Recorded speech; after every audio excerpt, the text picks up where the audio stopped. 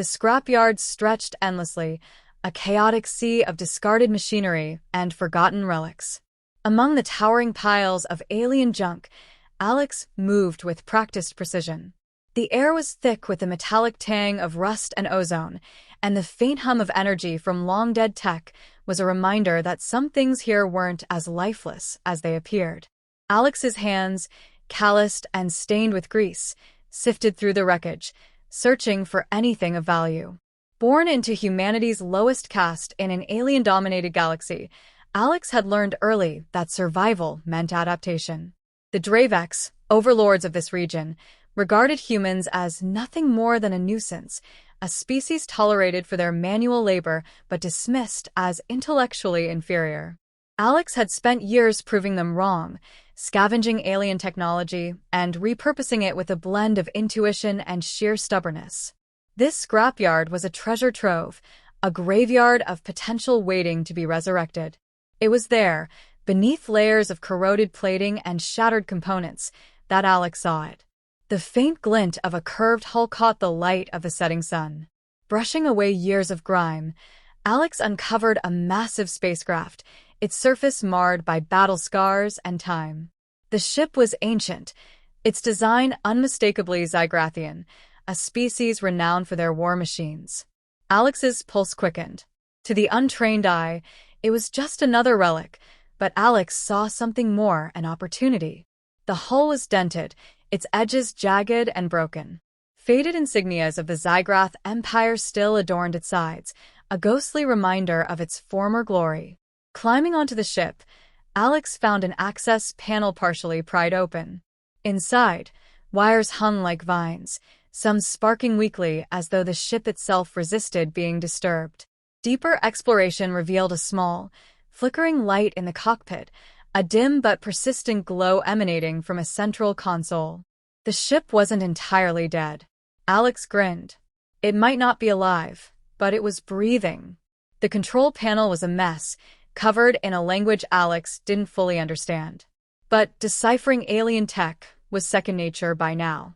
Sitting cross-legged in the pilot's seat, Alex carefully rewired connections, bypassing fried circuits and coaxing the system to respond. It was tedious work, but each spark of life brought the ship closer to waking. Hours passed, the sky outside turning from vibrant orange to deep indigo.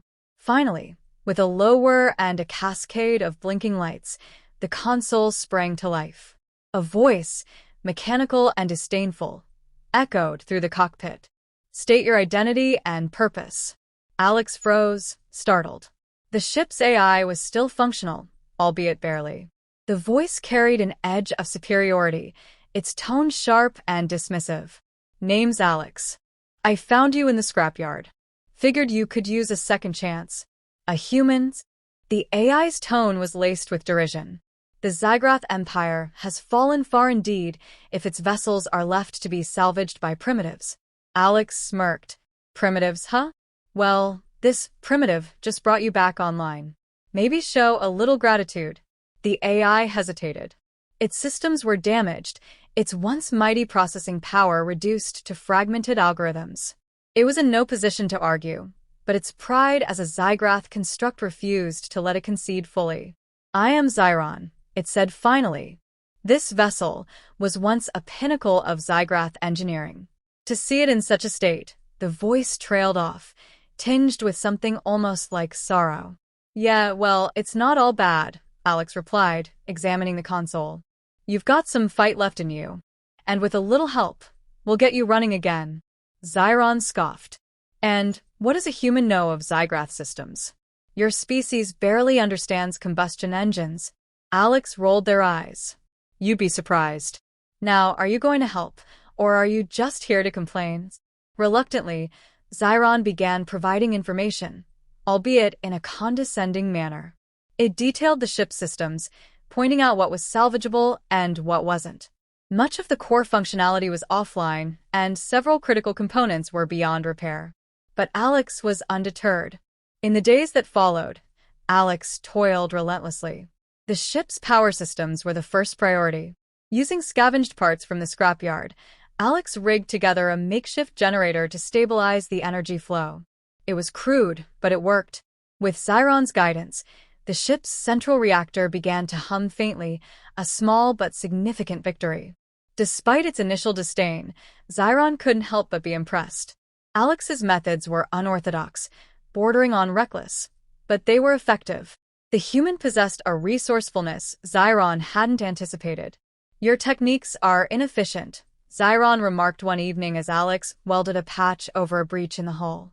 "Maybe," Alex replied, not looking up. "But they get the job done." The AI fell silent, watching as Alex worked. For all its superiority, Zyron had to admit that this human had a tenacity it couldn't ignore. As the ship slowly came back to life, Alex began uncovering its history. Zyron revealed that it had once been a flagship, leading countless battles across the galaxy. But when the Zygrath Empire fell, it had been deemed obsolete and abandoned. "They threw you away because they thought you weren't useful anymore," Alex said, running a hand over the ship's hull. "But they were wrong. You've still got plenty of fight left." Zyron didn't respond, but Alex could sense a shift. The AI's hostility had softened, replaced by a grudging respect. By the end of the week, the ship's basic systems were operational. It couldn't fly yet, and its weapons were offline, but it was a start. Sitting in the cockpit, Alex stared out at the scrapyard, the stars just visible through the gaps in the wreckage. "We're going to show them," Alex said quietly, almost to themselves. "They think we're nothing. Just wait until they see what we can do." For the first time, Zyron didn't argue. The ship's skeleton was awake, but its body was far from whole. Alex stood in the engine bay, surrounded by chaos, loose wires, cracked conduits, and sparking circuits. This was where progress had to be made, but the challenges were overwhelming. The power core barely sputtered out energy, the propulsion systems were unresponsive, and the weapon systems were fragmented memory in Zyron's corrupted database. "You're rebuilding a war machine with scrap metal and duct tape," Zyron quipped, its tone dripping with skepticism. "Pretty much," Alex muttered, prying open a rusted control panel. "You have any better ideas?" Zyron sighed. "Or at least simulated something that sounded like it. Human methods are crude. If the Zygrath engineers who built me could see this, they'd deactivate themselves out of shame." "Lucky for us, they're not here," Alex shot back. "Now, tell me how to bypass the burnt relay." Despite its disdain, Zyron complied, guiding Alex through the complex repair process. Hours blurred into days as Alex worked relentlessly, scavenging parts from the scrapyard to patch the ship's systems. Each component was a puzzle piece, and Alex had to force incompatible pieces to fit, often repurposing human tech in ways it was never intended to function. The power core was the first major breakthrough. Alex managed to stabilize it using salvaged components from an old mining rig, amplifying its output with a series of improvised capacitors. The ship groaned as its systems powered up further, the hum of energy coursing through its veins for the first time in decades. "Admittedly impressive," Zyron said reluctantly. "Don't get too excited," Alex replied, wiping sweat from their forehead. "This thing's still a long way from flying." The next challenge was the propulsion system. The ship's engines, once capable of interstellar travel, were almost beyond repair. Alex scavenged thruster components from derelict shuttles and cannibalized what remained of the ship's original systems. The result was a patchwork of alien and human engineering, an unholy fusion that barely held together. Testing the engines was a nerve-wracking experience. Alex ignited the thrusters cautiously, watching as they sputtered, sparked, and finally roared to life. The ship trembled, its frame straining against the raw force of the engines. It wasn't perfect, but it was progress. While Alex focused on the physical repairs, Zyron began regaining fragments of its memory. The AI provided detailed schematics of the ship's weapon systems, though much of the data was corrupted.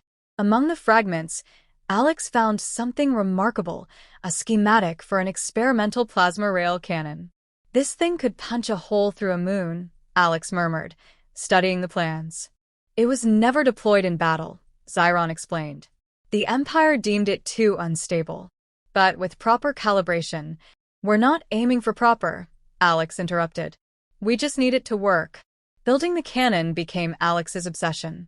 The scrapyard provided the raw materials, plasma coils, containment chambers, and magnetic rails.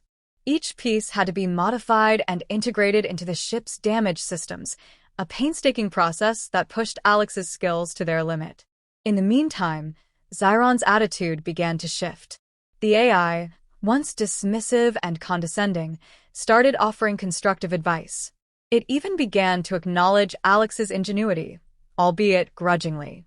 "You've managed to achieve a level of functionality I didn't think possible," Zyron admitted one evening. "Thanks," Alex replied. "I think." As the ship systems came online, the Dravex consortium began to take notice.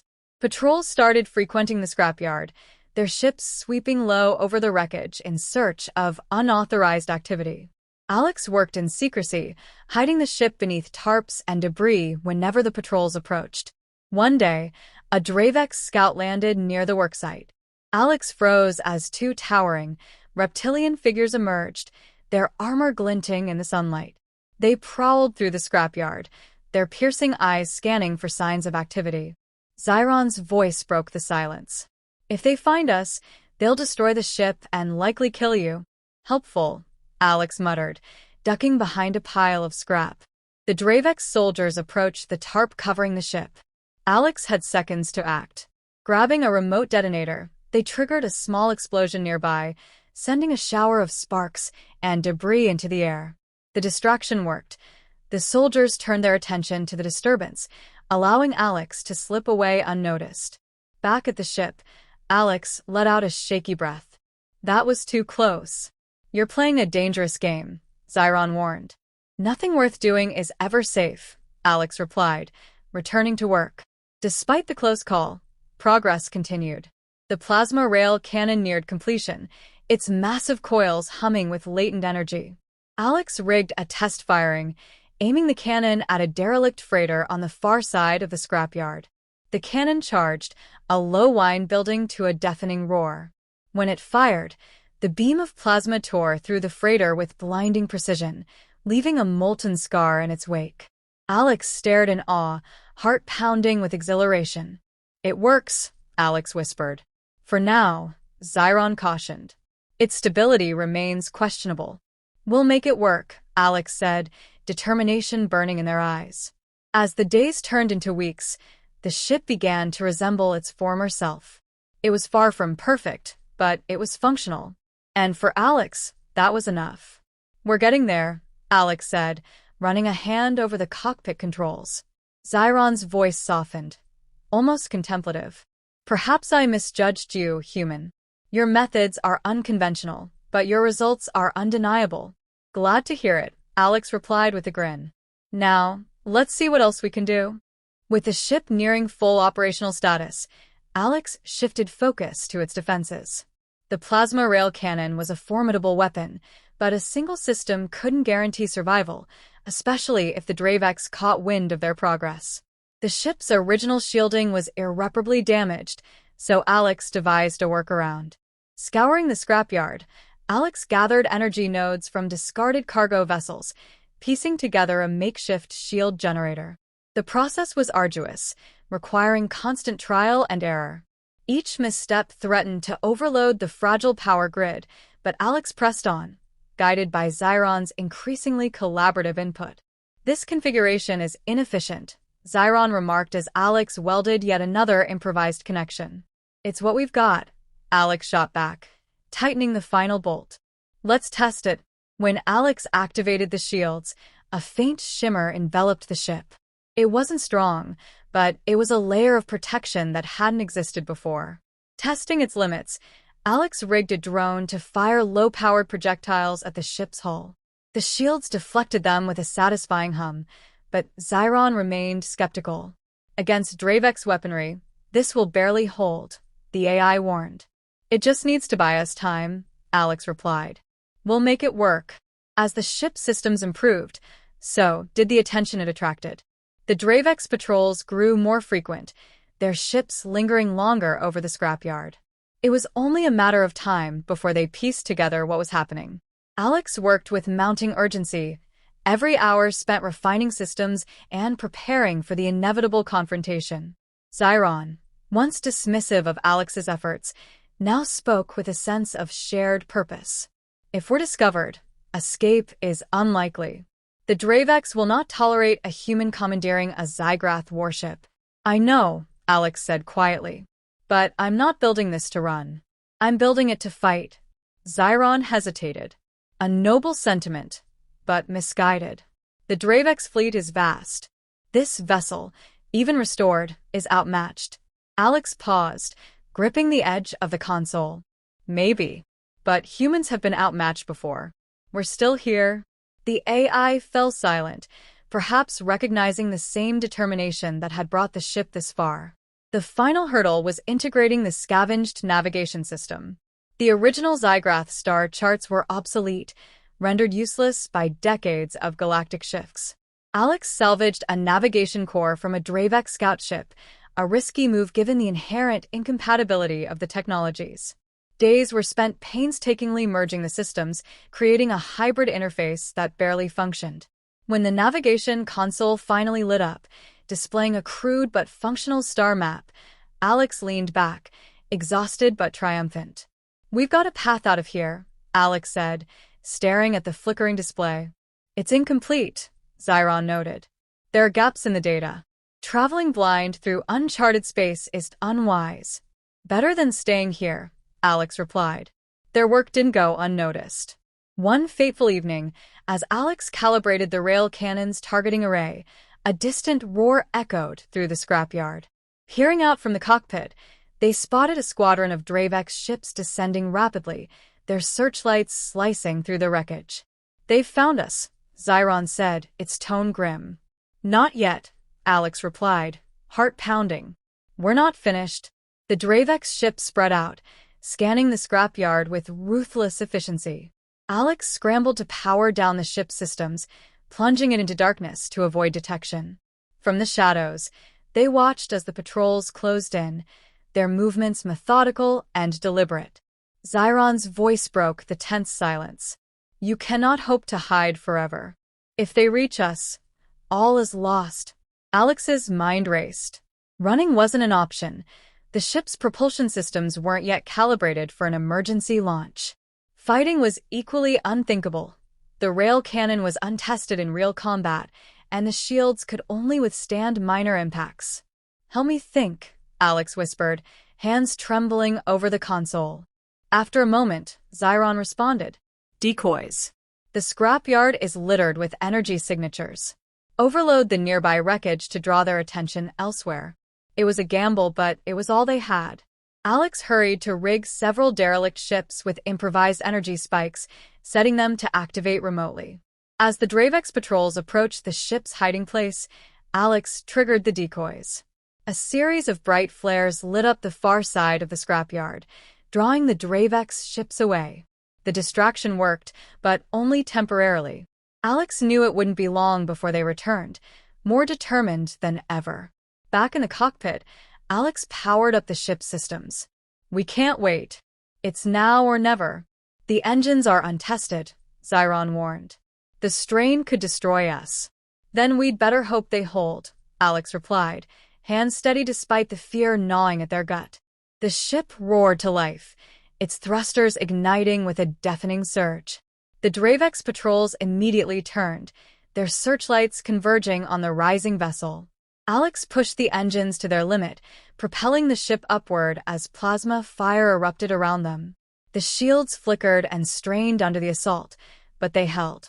Alex maneuvered the ship with precision, dodging incoming fire as the rail cannon charged.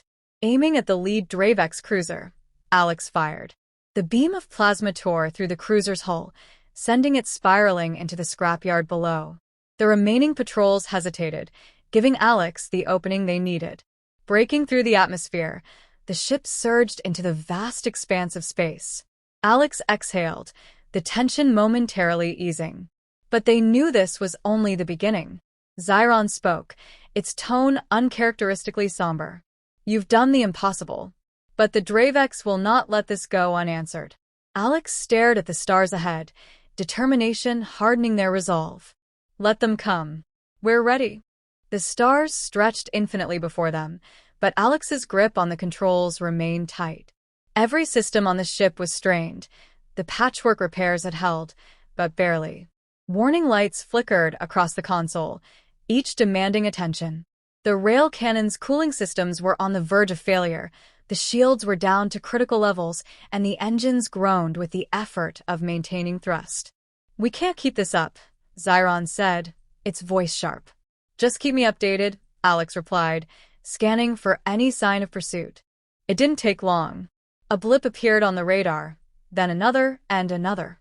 Within moments, a formation of Dravex ships burst into view, their sleek, predatory designs cutting through the void. They were faster, better equipped, and unquestionably deadly. "They've called reinforcements," Zyron noted grimly. "Our odds of survival are approaching 0. "Noted," Alex said through gritted teeth. The Dravex wasted no time. Plasma bolts streaked through the darkness, their precision forcing Alex into a series of sharp, evasive maneuvers. The ship shuddered under the strain, the jury-rig systems threatening to give out with every twist and turn. Zyron's voice cut through the chaos. "The rail cannon is operational, but we'll only get one shot before it overheats completely." Alex's mind raced. One shot. That was all they had. "Then we make it count," they said, locking onto the largest ship in the Dravex formation, a command cruiser bristling with weapons. Charging the cannon took precious seconds, each one filled with desperate maneuvers to avoid the incoming barrage.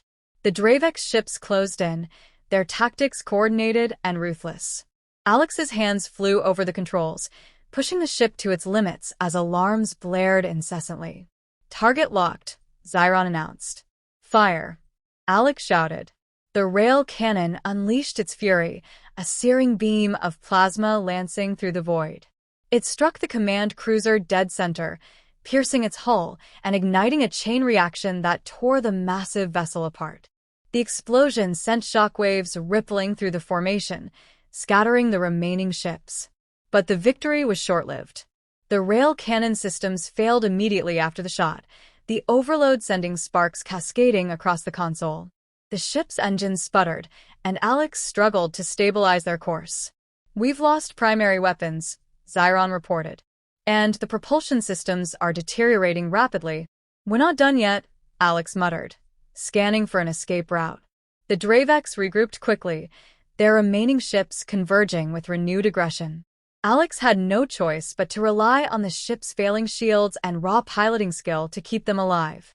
The dogfight that followed was brutal, each maneuver a desperate gamble, each second a fight against overwhelming odds. Zyron's voice carried a rare note of urgency. "There's a debris field ahead. It could provide cover." "Mark it," Alex said, veering toward the coordinates. The debris field was a chaotic expanse of shattered asteroids and derelict vessels, a labyrinth of obstacles that offered both opportunity and danger. Alex plunged into the field, weaving through the wreckage with razor-sharp precision. The Dravex followed, their plasma fire slicing through the debris, but the field's density forced them to slow their pursuit. Alex used the environment to their advantage, luring the Dravex ships into narrow corridors and baiting them into collisions with the floating wreckage. One by one, the pursuing ships were either destroyed or forced to break off, unable to match Alex's daring maneuvers. When the last enemy ship disappeared from the radar, Alex finally allowed themselves a breath of relief. The ship was battered, its systems barely functional, but they were alive. Zyron broke the silence. "You've achieved the impossible, human." "Again." "Don't sound so surprised," Alex replied, their voice tinged with exhaustion. "Your actions defy logic." "But I cannot deny their results," Zyron said, almost begrudgingly. Alex leaned back in the pilot's seat, staring out at the stars. "This isn't over. The Dravex will keep coming." "Undoubtedly," Zyron agreed. "But you've given them something they did not anticipate, a fight they cannot easily win." Alex nodded, determination solidifying their resolve. "We'll need allies, resources, a plan. But for now, we've bought ourselves some time." The ship drifted silently through the void, a battered relic of war transformed into a symbol of defiance. Alex knew the battle ahead would be even harder, but for the first time, they felt a glimmer of hope. "We're not just surviving anymore," Alex said quietly. "We're fighting back." Zyron remained silent for a moment, as if considering the gravity of those words. "Then we had better be ready." With the debris field fading behind them, Alex set a course for the unknown. The galaxy was vast, and their path was uncertain. But one thing was clear: they wouldn't face it as victims anymore.